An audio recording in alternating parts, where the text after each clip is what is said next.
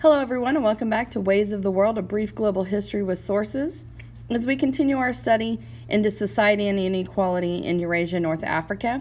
And today we're going to look at class and caste in India. All right, caste as Varna. The word caste comes from the Portuguese word meaning race or purity of blood. Caste may have evolved from interaction of culturally diverse peoples, and we see a development of economic and social differences between them. Circa 500 BCE, there was clear belief that society was divided into four great classes, or varnas, with position determined by birth. Three segments of pure Aryans, the twice-born, Brahmins, who were priests, Kshatriyas, warriors, and Vaishya, commoners. And then we have the Sudras, or native peoples, and they're in very subordinate positions. Now, the Varna theory is that the four groups were formed from the body of the god Purusha, is immutable. Their reality is that it's considerable social change in ancient India. And there's frequent conflict between Brahmin and Kshatriya groups, the absorption of tribal peoples within Aryan groups, and Vaishya Varna evolved into the business class, and the Sudra Varna became peasant farmers. And thus the creation of quote-unquote untouchables below Sudras. All right, caste in India. This is a 1947 photograph from Life magazine that illustrates the quote-unquote purity and pollution thinking that was or has been long central to the ideology of caste.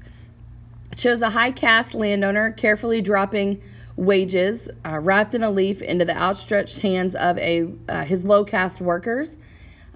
He's trying to avoid direct physical contact with them, and by doing so, he escapes the ritual pollution that would otherwise ensue.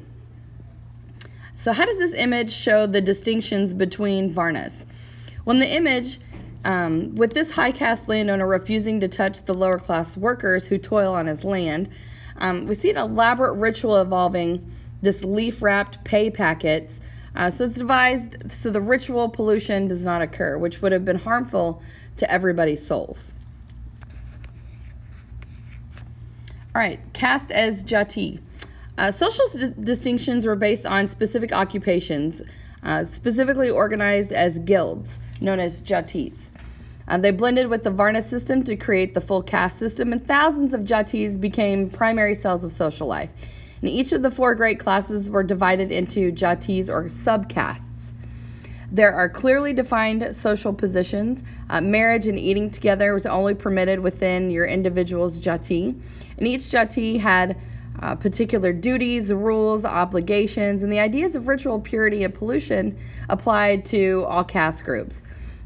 There's an inherent inequality supported by the ideas of karma, dharma, and rebirth.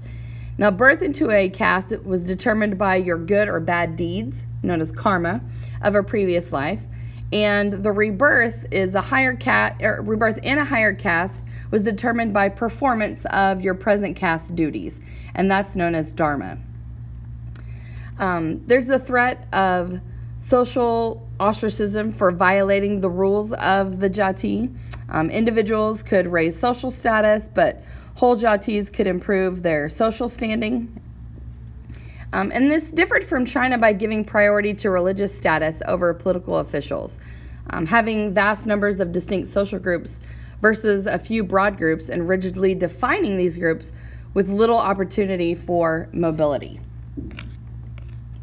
And last, we have the functions of the caste. The caste was very local, so it focused loyalties on a restricted territory. It made empire building very difficult, and caste was kind of like a substitute for the state. Caste provided some social security and support, care for widows, orphans, the destitute. And the caste was a means to accommodate migrants and invaders. It made it easier for the wealthy and powerful to exploit the poor. And that sums up our study of class and caste in India. I will see you guys next time for Slavery, the Case of the Roman Empire.